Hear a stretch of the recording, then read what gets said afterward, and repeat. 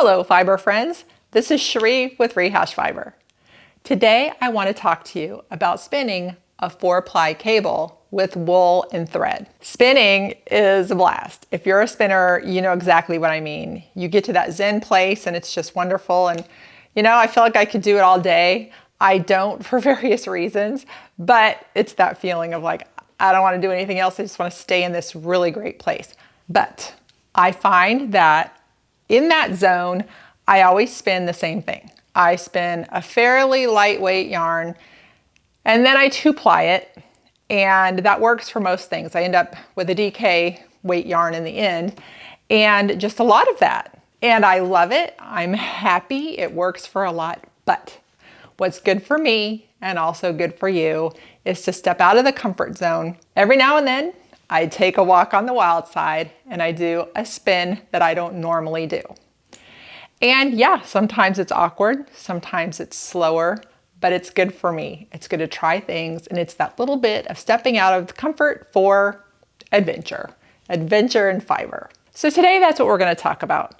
Now with the 4-ply cable using wool and thread, you cut down on your spinning because 2 of those bobbins are plied with thread that you didn't have to spin to start with. So that's a good thing, and it goes a little bit quicker. Very briefly, I'm going to explain to you how it works.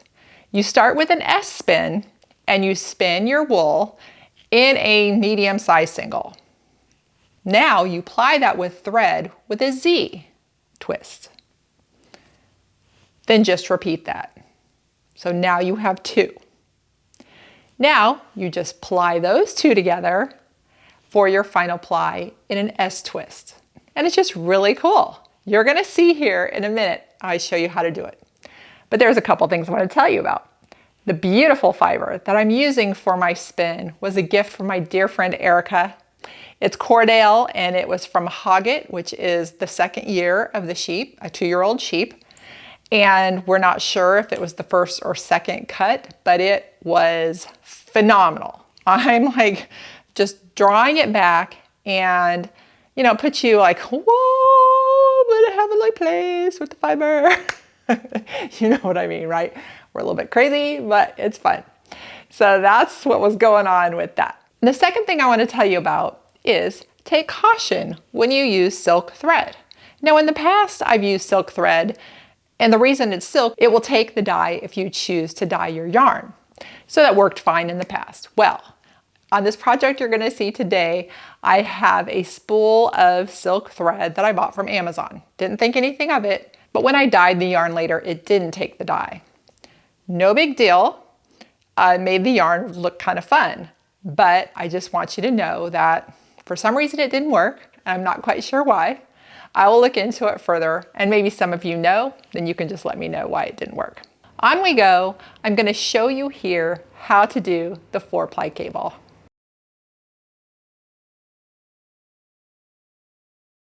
Today we're going to make a 4-ply wool silk cable.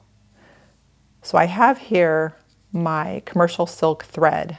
I've got a beautiful wool here. It still has a little bit of lanolin in it, which I love because it makes my hands feel soft, and it's just the right amount. It's going to be very fun to work with. It's rather springy. It's going to be great. Also, I always keep handy in my spinning box this gauge so I can know what I'm aiming for in the size of the yarn. So to make a medium-sized single, I'm going to aim for about the DK weight. I'm going to keep this handy so I stay on track.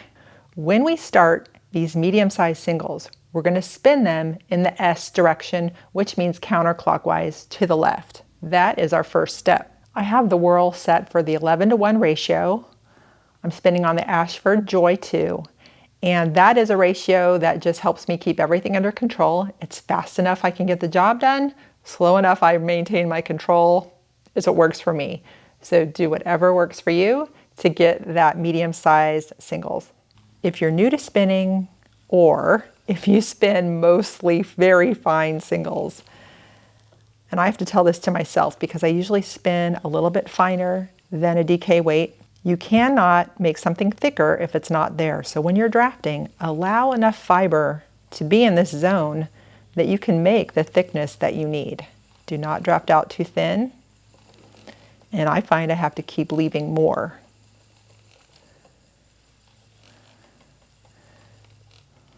Because when I'm checking it, it's barely there.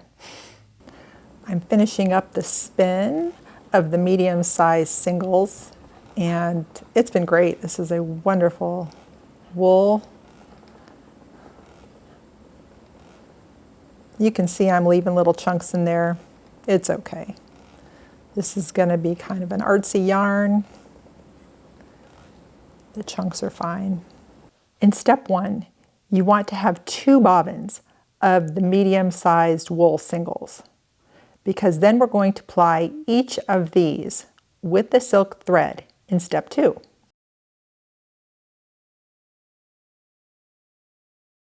I've tied my wool singles and my thread to the bobbin, and now we're going to ply. We're going to do a Z twist, which is spinning clockwise or to the right. In step 2, I'm spinning the wool singles and the thread together, and it's working best for me to have them here on the Lazy Kate on my lap. That way I can just feed it directly in.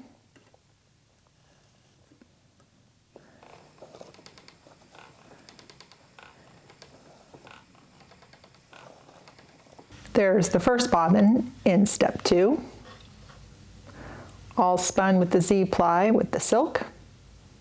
Now we're going to go on and spin the second bobbin.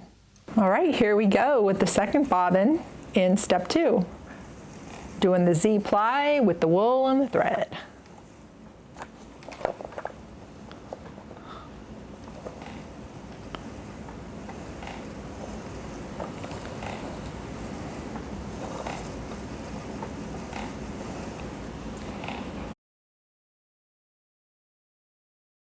The third and final step in making the 4-plied cabled yarn is to take the 2 yarns that have been plied, and we're going to ply them together. Now we're going to go back to the S spin.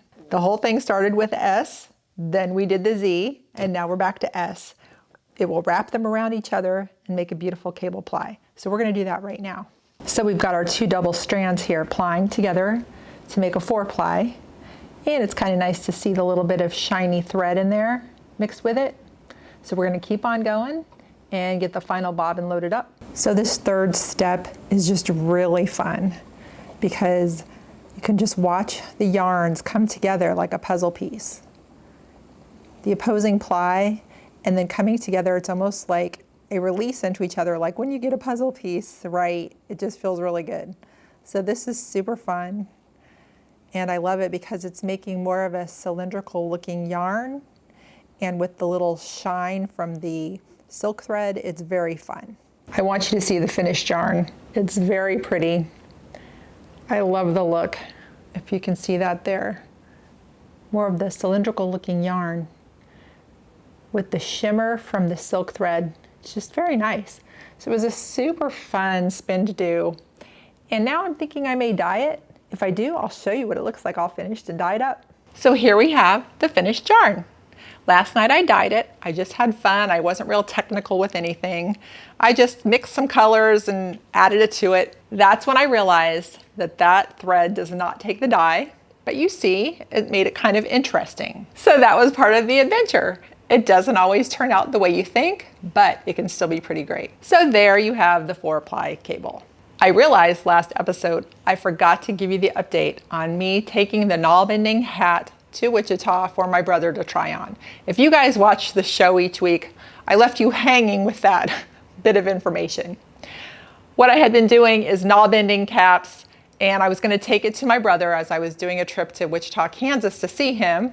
He's got the podcast Scotch Test Dummies. He likes to wear hats, and he loves the history that goes along with them when I can tell him about it in the fiber world. I was not able to see him when I was there because his whole family was sick. So that didn't happen at all. Eventually, he'll get to try on the knob ending hats. If something fits him, it'll be his. I'll take a picture and show you. All right, take your spinning for a walk on the wild side. Try something different, have fun, and happy spinning. Thanks for watching.